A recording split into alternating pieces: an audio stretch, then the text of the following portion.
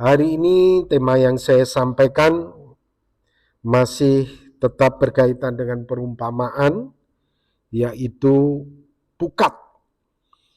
Ini merupakan kelanjutan dari perumpamaan yang telah saya sampaikan minggu lalu, dan hari ini kita akan belajar setelah Tuhan Yesus mengajarkan perumpamaan tentang mutiara yang indah dan harta yang terpendam. Kemudian Tuhan Yesus masuk kepada perumpamaan pukat ini. Nah, kita akan baca bersama-sama di dalam Matius 13 ayat 47 sampai 50. Firman Tuhan berkata, demikian pula hal kerajaan surga itu seumpama pukat yang dilabuhkan di laut, lalu mengumpulkan berbagai-bagai jenis ikan. Setelah penuh, pukat itu pun diseret orang ke pantai. Lalu duduklah mereka dan mengumpulkan ikan yang baik ke dalam pasu, dan ikan yang tidak baik mereka buang. Demikianlah juga pada akhir zaman, malaikat-malaikat akan datang memisahkan orang jahat dari orang benar, lalu mencampakkan orang jahat ke dalam dapur api. Di sanalah akan terdapat ratapan dan gertakan gigi. Amin. Bapak Ibu Saudara yang dikasihi oleh Tuhan, minggu lalu kita sudah belajar perumpamaan tentang harta yang terpendam, dan saya secara pribadi lebih meyakini bahwa harta yang terpendam dan mutiara yang indah itu berbicara tentang betapa berharganya diri kita, manusia, sehingga Allah rela mengorbankan segala sesuatunya untuk membela kita, untuk menyelamatkan kita, untuk memiliki mutiara yang indah itu, yaitu kita. Nah, Bapak Ibu Saudara, kemudian setelah Tuhan Yesus menceritakan perumpamaan tersebut, dilanjutkan dengan perumpamaan pukat ini tadi. Ya. Dan kalau kita lihat runtutannya Bapak Ibu Saudara, harta yang terpendam, mutiara yang indah yang berharga tersebut, pada perumpamaan pukat ini kita melihat itu bagaikan berbagai jenis ikan. Bagi seorang nelayan, ikan itu adalah berharga. Dan hal kerajaan surga itu digambarkan sebagai seumpama sebuah pukat yang dilabuhkan di laut. Jadi yang berharganya itu ikan. Ikan itu digambarkan dari berbagai macam jenis. Setelah pukat itu penuh, lalu diseret orang ke pantai, lalu duduklah mereka dan mengumpulkan ikan yang baik ke dalam pasu, dan ikan yang tidak baik mereka buang. Nah, Bapak Ibu Saudara, sebelum kita membahas lebih jauh lagi tentang perumpamaan ini, beberapa waktu yang lalu Bapak Ibu Saudara ada pengumuman tentang SMPTN, ya.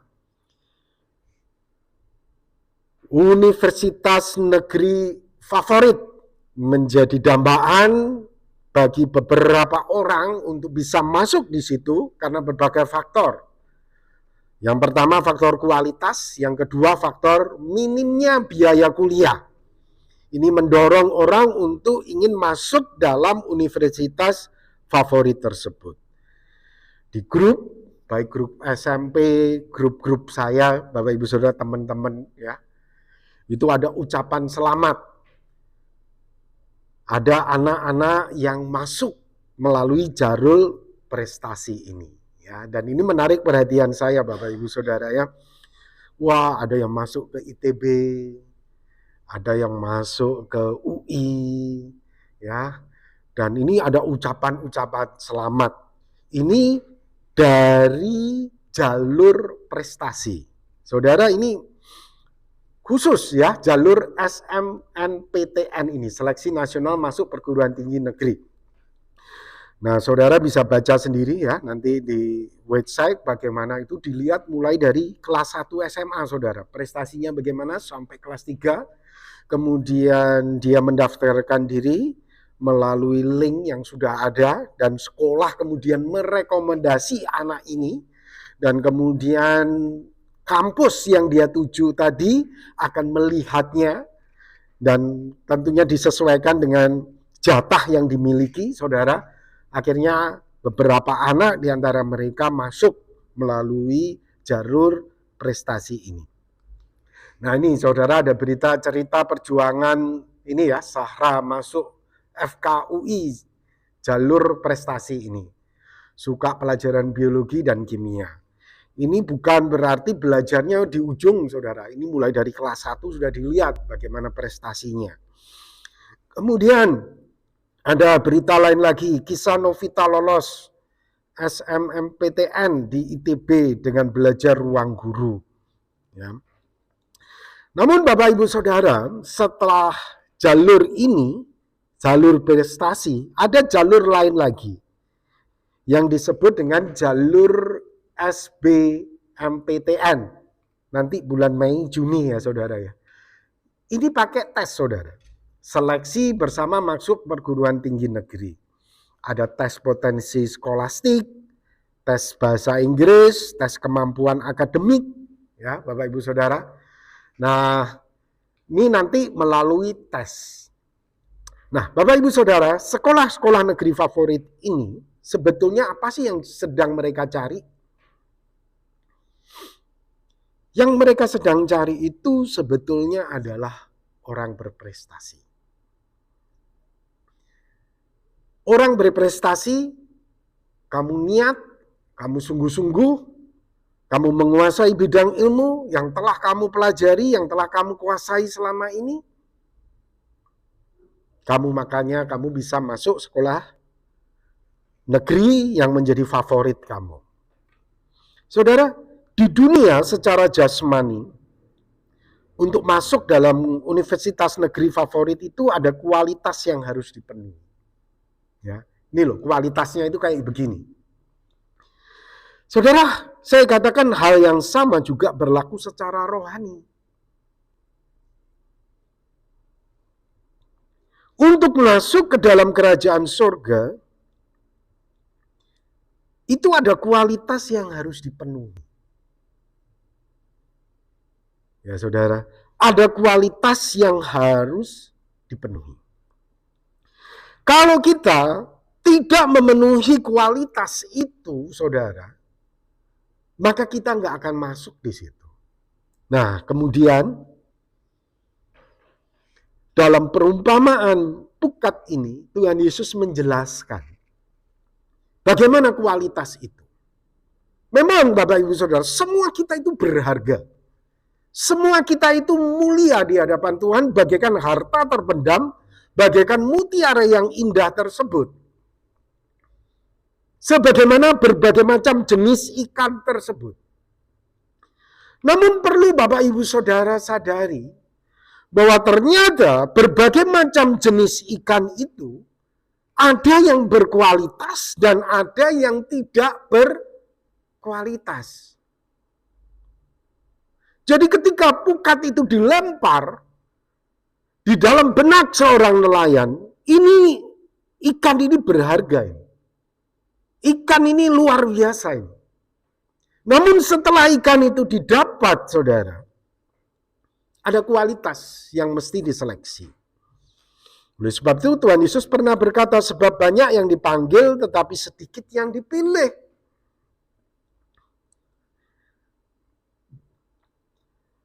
Dan bagaimana kualitas yang harus dimiliki yang disampaikan oleh Tuhan Yesus.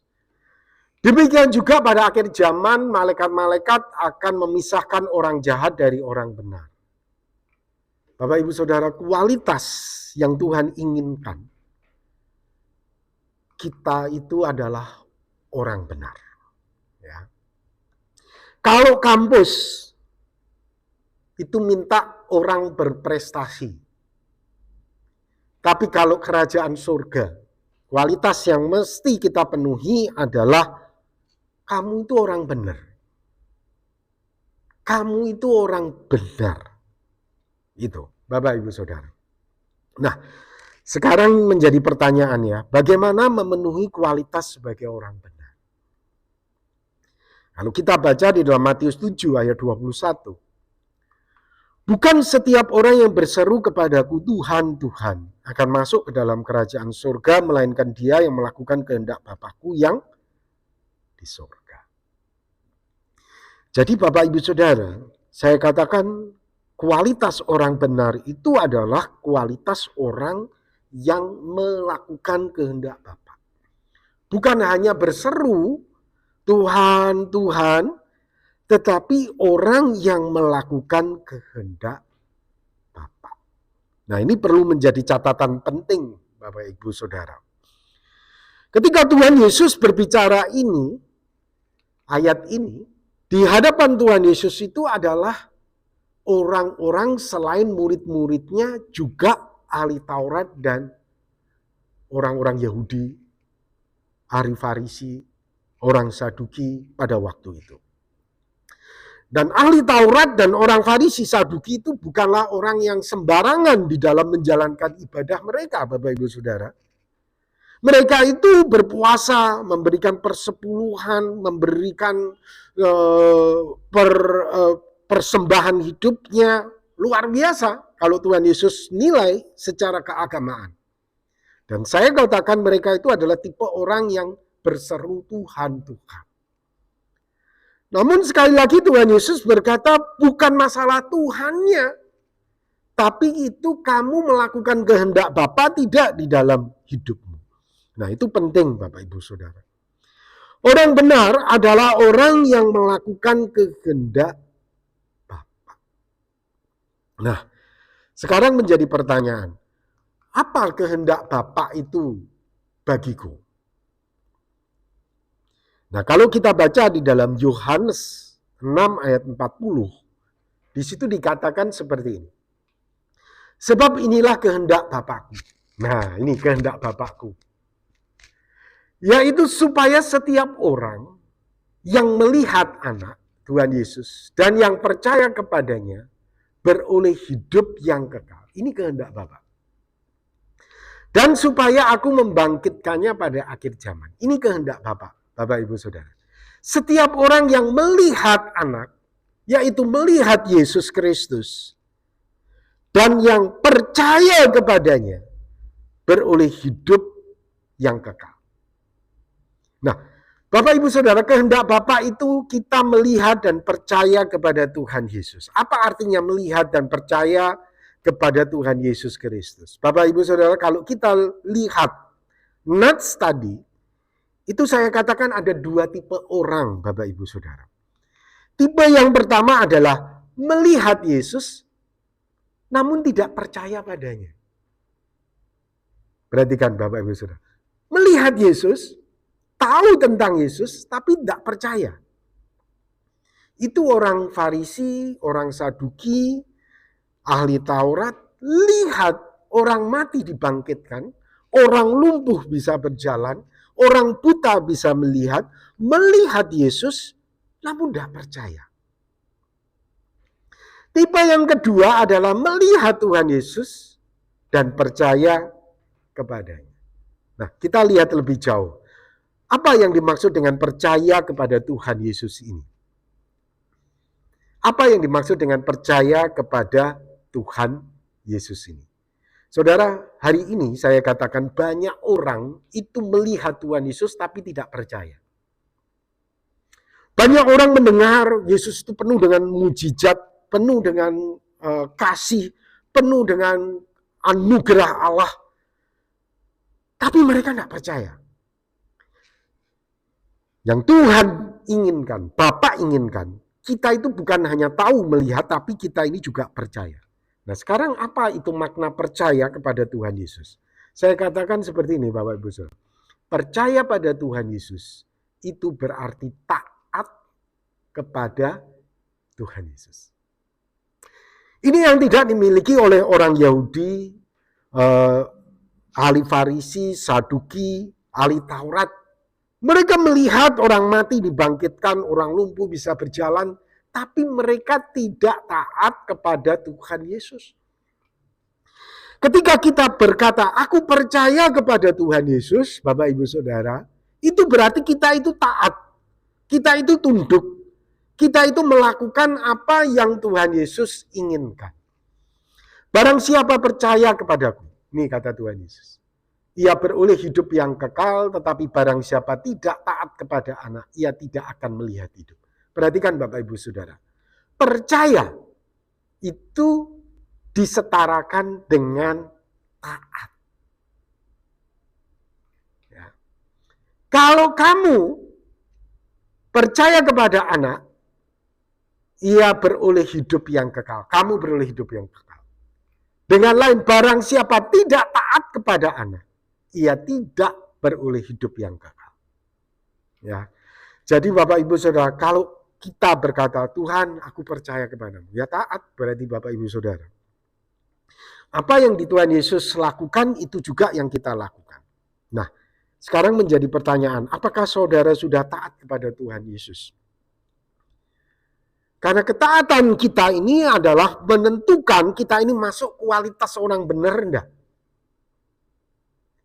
Kepercayaan kita kepada Tuhan Yesus itu menentukan kita ini masuk kualitas orang benar tidak. Taat itu, Bapak Ibu Saudara, berarti meneladani segala perbuatan yang Tuhan Yesus lakukan. Jadi apa yang Tuhan Yesus lakukan, itulah yang kita lakukan. Apa yang Tuhan Yesus buat, itulah yang kita buat. Apa yang Tuhan Yesus mau, itulah yang kita mau. Itulah namanya kita taat. Kita meneladani Tuhan Yesus. Aku berkata kepadamu, sesungguhnya barang siapa percaya kepadaku, barang siapa percaya kepadaku, barang siapa taat kepadaku, ia akan melakukan juga pekerjaan-pekerjaan yang aku lakukan. Nah, itu Bapak Ibu Saudara. Sudahkah engkau taat kepada Tuhan Yesus? Ataukah kualitas kerohanianmu itu hanyalah sebatas seperti orang Saduki, ahli Farisi, dan ahli Taurat? Melihat Tuhan Yesus membangkitkan orang mati, wow, keren. Melihat Tuhan Yesus menyembuhkan orang yang pendarahan selama 12 tahun, wow, keren. Tapi tidak taat. Tapi tidak menjadikan Yesus itu sebagai teladan, model yang harus juga diterapkan di dalam kehidupannya. Kalau kamu taat kepadaku, kata Tuhan Yesus, kamu percaya kepadaku, kamu akan melakukan juga pekerjaan-pekerjaan yang aku lakukan. Sudahkah hidup kita meneladani Tuhan Yesus? Bapak Ibu Saudara, kalau kita sudah meneladani Tuhan Yesus, ya, apa yang dilakukan oleh Tuhan Yesus itu juga yang kita lakukan, maka kita memenuhi kualitas sebagai orang benar. Kita itu memenuhi kualitas sebagai orang benar. Nah, perlu untuk kita pahami Bapak Ibu Saudara. Menjadikan Tuhan Yesus sebagai model, teladan, itu sebetulnya menjadikan Tuhan Yesus itu sebagai Tuhan. Nah, siapa yang kamu jadikan sebagai Tuhan itu? Kalau kamu jadikan Tuhanmu itu adalah iblis, maka kamu akan melakukan apa yang iblis lakukan. Iblis penipu, iblis curang, iblis jahat, iblis penuh dengan kepura-puraan, ya kamu sama seperti Tuhanmu itu. Iblis itu tadi. Dan Tuhan Yesus menyebut bahwa Tuhannya orang Yahudi pada waktu itu, Yahudi, Saduki, ahli Farisi. Tuhan Yesus katakan, bapakmu itu iblis, Tuhanmu itu iblis. Kamu mengerjakan pekerjaan yang dilakukan oleh Tuhanmu itu. Jadi Bapak Ibu Saudara, ketika kita berkata, Yesus, engkau adalah Tuhanku. Itu sama saja, Tuhan, engkaulah teladan hidupku. Engkaulah model yang aku lakukan di dalam hidupku. Aku melakukan pekerjaan-pekerjaan yang kamu lakukan. Nah, sekarang Bapak Ibu Saudara, siapa Tuhanmu? Jadi ketika kita menjadikan Tuhan Yesus sebagai Tuhan, itulah kita masuk dalam kategori kualitas orang benar.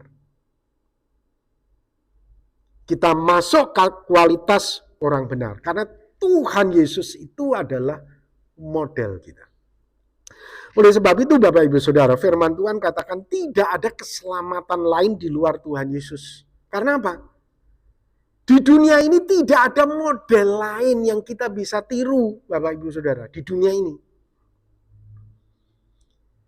Hanya Yesus saja yang tidak berdosa, hanya Tuhan Yesus saja yang murni, bersih, kudus, dan hanya Tuhan Yesus saja yang bisa menjadi model kita.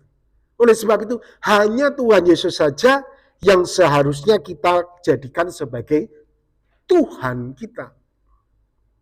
Kurios kita ini. Bukan iblis, bukan benda-benda mati, bukan orang-orang suci, orang-orang saleh yang dicatat di dalam sejarah.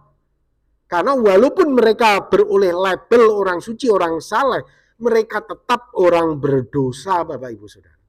Beda dengan Tuhan Yesus. Roma 10 ayat 9 sampai 10.